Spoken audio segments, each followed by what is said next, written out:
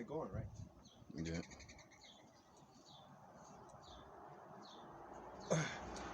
Whew. All right, guys. Hey, getting in the groove of working out here on my terrace. You know, got a full gym all around. We're just getting this part of.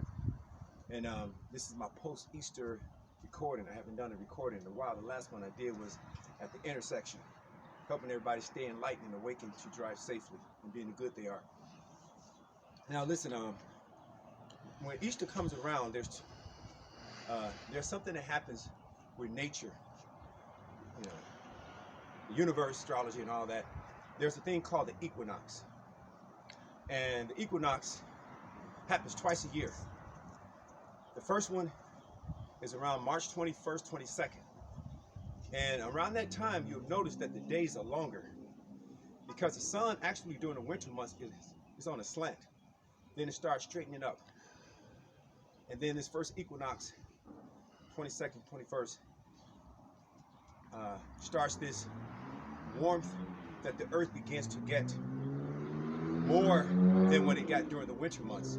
So then what that sun does, it resurrects the life source in the earth so that the seeds become plants. All right, the second equinox is in the fall. That's when the sun starts going on a slant.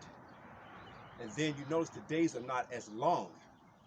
They start to become more short. Like if you have your timer set for, say, the lights to go off or to come on at 8 o'clock in the summer or late spring, you'll notice that that timer, you know, the days are, you know, it's like 5:30, it gets dark. But anyway, the sun needs to be beaten down on the earth longer in the spring and summer so that it can nourish the earth to bring forth the crops. Now, guess what that's called? In religious terms, they call it the resurrection, because the sun is resurrecting life from the earth, bringing forth plants. Now, around this time, they show certain movies, like the Ten Commandments, and then the Wizard of Oz. When I was a child growing up watching the Wizard of Oz, you just really get captivated with all the great scenery. But there's something that happens at the beginning of the movie, The Wizard of Oz.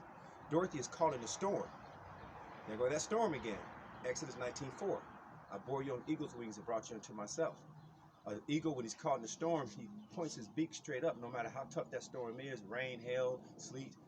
That eagle will elevate, lock his wings, just keep elevating right into that storm. He busts through the clouds, boom. On the other side of the clouds is the sun. There's no trees for him to rest on. He just glides around and dries his wings off till the storm is over, and then he comes back down. All right, that's a metaphor for us. In this time that we are, like, all this stuff is going on, don't lose sight of the sun. Do not lose sight of the sun. Now, the sun is not something separate from you. The sun is your own self. All right, we're going to have a plane coming over soon, so it's going to be a little noisy. So this whole message that I'm giving is that you are the good. You are the good that you have to keep focus of. You have to stay aware.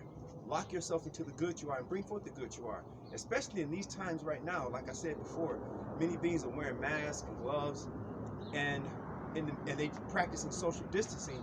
But you got to remember, we got to stay connected as the heart, so that when you follow these, let this plane go by. When you following these new rules that are put out, that you remember to be compassionate. Don't become cold, because if you stay totally cerebral, heady, you could be very cold towards someone and don't even know that. So always be conscious and aware of the good you are. Right in the midst of this storm, don't lose sight of the sun as yourself. Shine yourself even in your social distancing practice. Shine the sun you are. Lock your wings as an eagle and elevate, and keep your eyes on the sun. Don't let the storm distract you, the storm of all this that's going on. Now listen, I'm taking time to make these things clear. I talked about the Wizard of Oz. Now, Dorothy, there was a storm in the beginning of the movie, right? Just like the storm that we're going through right now with all this stuff, right? And Dorothy was knocked unconscious. Then all of a sudden, she woke up in this beautiful Technicolor world. And the whole time she was in that dream, she was trying her best to get home. She ran across the Scarecrow, then the Tin Man, and then there was the Cowardly Lion. Those are metaphors of characteristics in everyone's being, just so you know. We all run across our own Scarecrow. We all run across our own Tin Man. We all run across our own Cowardly Lion.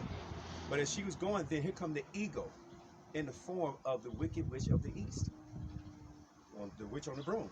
That was the ego eating at her, trying to make her make all the wrong decisions, right? So right now, your ego may be trying to edge the good you are. See, ego stands for edging, good, out. E, edging, G, good, and O, out. Don't let the ego edge the good you are out. So anyway, so as Dorothy went through this whole thing, then she went to the land of Oz, and then there was this big old voice behind the curtain, smoke, and that was real smoke and mirrors. Check this out. So then behind the curtain was just a guy operating this machine, making her believe that he was some powerful being, right? The whole time she was the powerful being. Toward the end of the movie, the good fairy came and said, just click your heels 3 times and said, there's no place like home. There's no place like home. There's no place like home. And she did that. She woke up.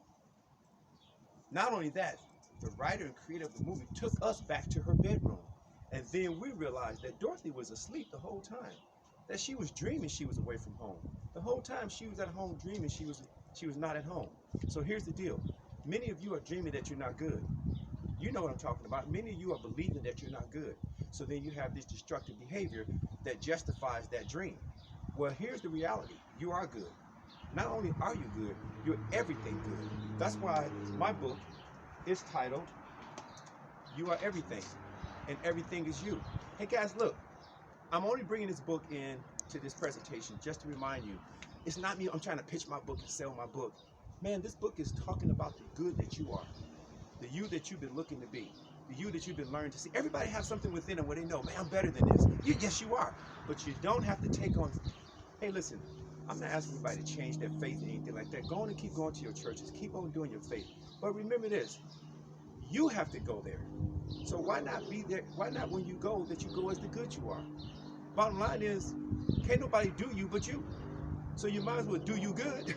Be the good you are and do yourself, right? Be yourself. Because that's what you really are. Like Dorothy, you've always been good, dreaming that you're not. You've always been good, dreaming that you're not. You have always been good, dreaming that you're not. So now when you're driving, you saw my video at the intersection.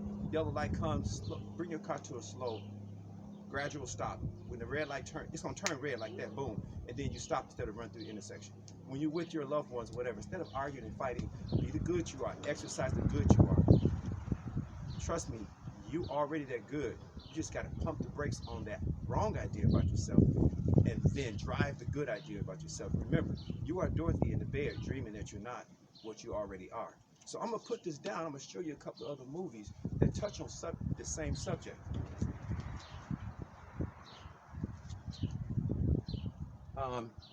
There's a movie called The Field of Dreams.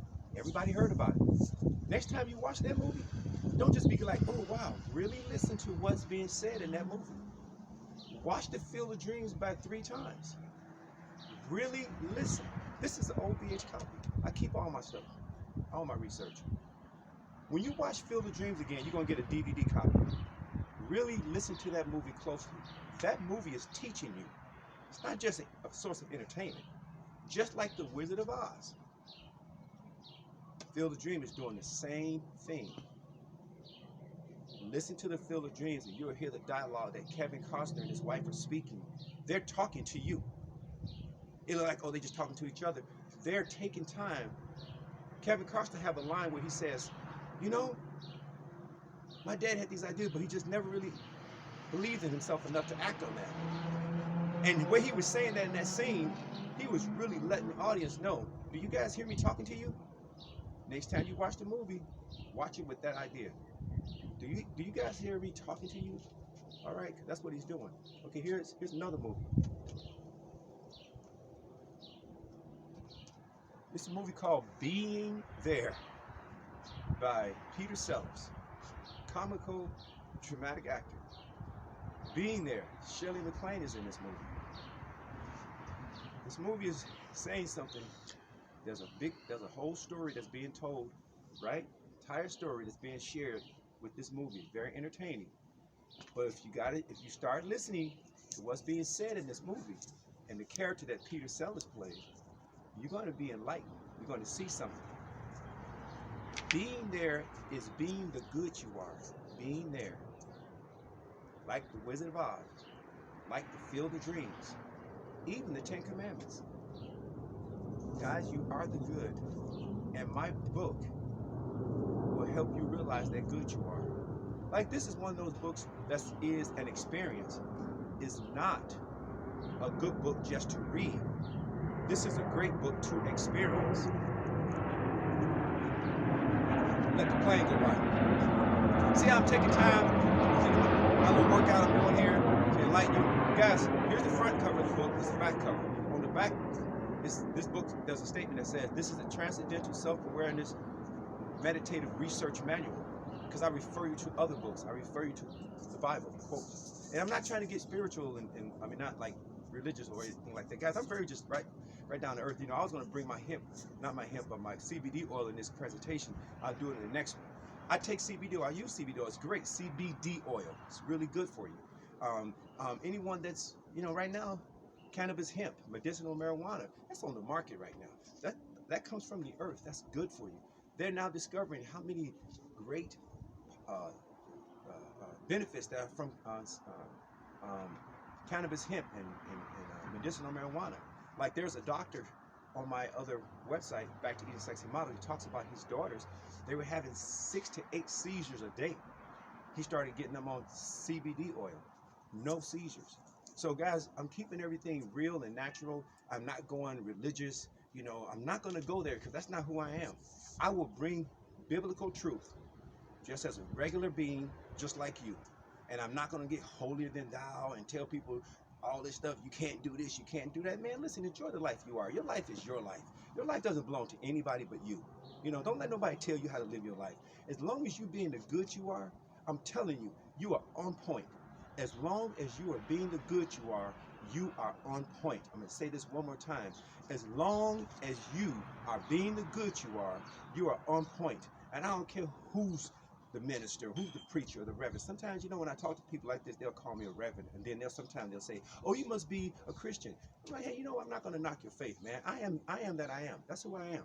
So I don't have to take on any type of religious identity to bring the truth I am. But I'm not going to knock anybody who's doing it. Hey, go and do your thing. But if you realize how great you are and how good you are, you're going to be a better Christian, a better Muslim, or Catholic, or Buddhist, or whatever, you know? So I have love and respect for all religions. But I have more love and respect